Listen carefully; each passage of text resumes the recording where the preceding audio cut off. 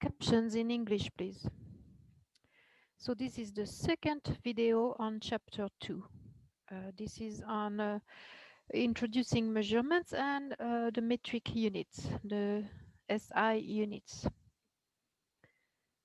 So measurements involves a quantitative observation. And measurements are made of two parts, a number and a unit. The number gives a comparison to a standard, and the standard is the unit. So the unit tells you the scale. So for example, in the right here, you see 1 centimeter. The one is the number, the centimeter is the unit. And so when you say you have a measurement that is 1 centimeter, it means you have one of that standard length of a centimeter. There are three unit systems. The English system, or what is used in the US, is the English system, and it's using, for example, pound for mass, inches for length, ounces, degrees Fahrenheit for temperature. The metric system, which is used everywhere else in the world, uses the kilograms for mass, meters for length, degrees Celsius for temperatures. And so when you go over to Canada, for example, you can notice how the distances are given in kilometers. The speed on the roads are, the speed limits are given in kilometers per hour. If you watch the TV and look at the weather, they will give you the temperatures in degrees Celsius.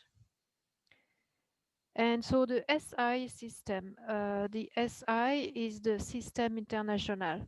It's based on the metric system, and that's an international system that allows everybody to be on the same page about what what you're talking about when you have measurements. And so that's what we will use in this course. We will use the System International unit of system. Sorry, the SI system. So what are the fundamental SI units? And the SI is mostly based on the metric system. So for a quantity of mass, the unit is the kilogram, and the abbreviation is kg in lowercase. Length is given in the meter, lowercase m for the abbreviation. Time is given in second. It's the second lowercase s. Temperature is given in Kelvin. It's capital K for the abbreviation. And the volume is given in cubic meters, m cubed. So these units are base units, except for the kilogram. The kilogram has the prefix kilo. And so prefixes can be added to this base unit to make the unit smaller or larger. And so the prefixes that are used in the System International are those. These are examples of prefixes to make the base unit larger. So there is the giga, the symbol is capital G, and it means 1 billion. So 1 × 10⁹ in scientific notation. The mega, the prefix mega with the symbol capital M means 1 million, 1 × 10⁶. The kilo, lowercase k, means 1,000, and it's 1 × 10⁵ in scientific notation. And then there is the base unit, and the base unit can be the meter, seconds, liters, grams, kelvins. And so when you are using the base unit, it's just the standard unit by definition. These are prefixes to make the base unit smaller.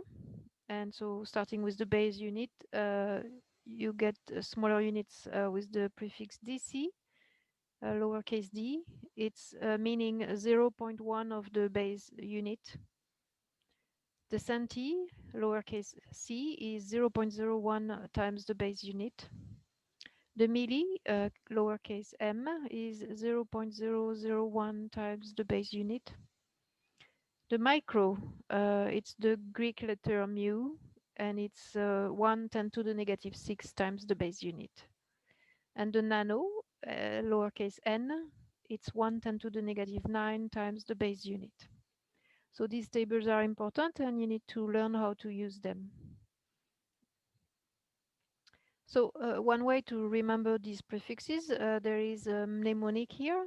Good many kings ban drinking chocolate milk on Monday nights. And so the letters in red here are capital G for giga, capital M for mega, K for kilo, B for the base unit. It's not a prefix. D is for deci, C for centi, M for milli. The other M after that is for mu, the letter, the Greek letter mu, and then N for nano. So you want to remember the order and the meaning.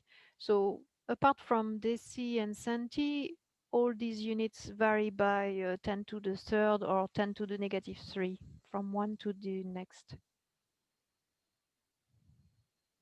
And you have used those prefixes in your everyday life, maybe without realizing it, because for example, when you're using pennies, 1 penny is also a cent, and it's $0.01.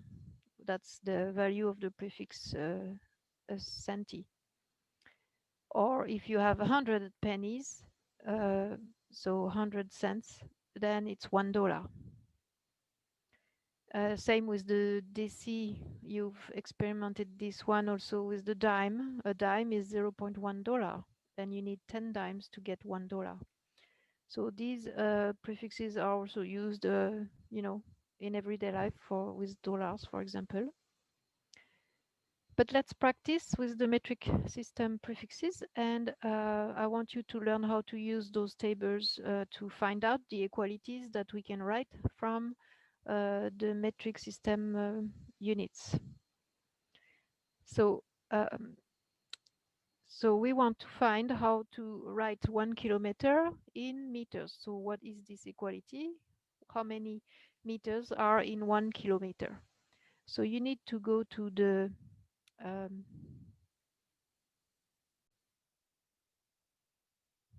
so you need to go to this slide where you have the prefixes that make the unit larger for the kilo.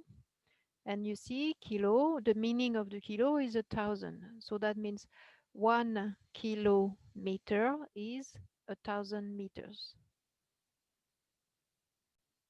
So it comes down to change the prefix kilo by its value.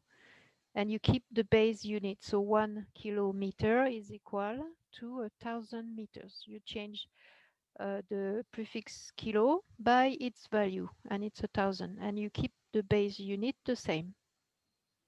So now what is 1 nanoliters in liters? You can see here that the value for the nano prefix is, in scientific notation, 1 10 to the negative 9.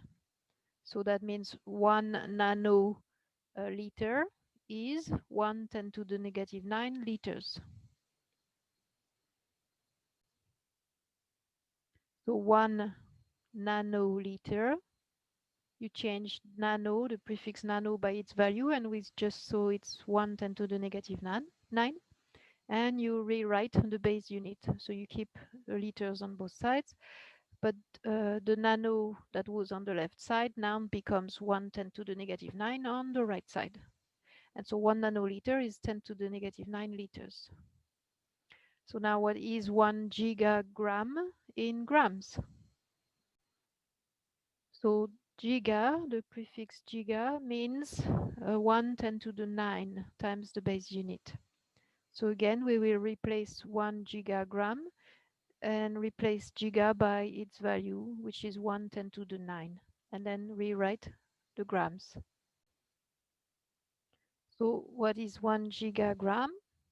You will replace giga by its value, and we just saw that it's 1 10 to the 9. So you replace the giga by 10 to the 9, and you keep grams on both sides.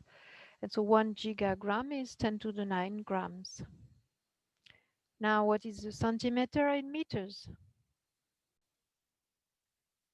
1 centimeter, we see that the centi prefix has a value of 0.01 or 10 to the negative 2. So you will change centi by its value of 0.01 and keep the base unit. So then 1 centimeter, what is it in meters? So you change centi by 0.01, and so remove the centi, now replace it by 0.01, and then keep the meters, the base unit here the same on both sides. And then finally, what is 1 microsecond in seconds?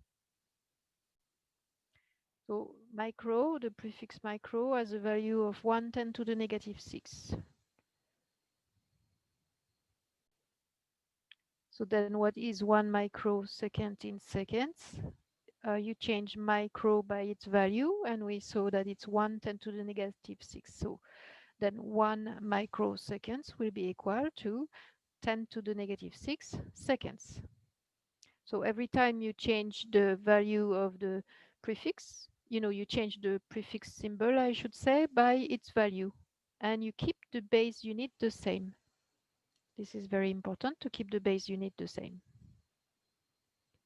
So now I would like you to enjoy this video on your own. It's a very interesting video that zooms out from, a person, zooms out into space, and then zoom back in, and then zoom inside the person into the size of the atoms and what the atoms are made of. Very interesting to watch.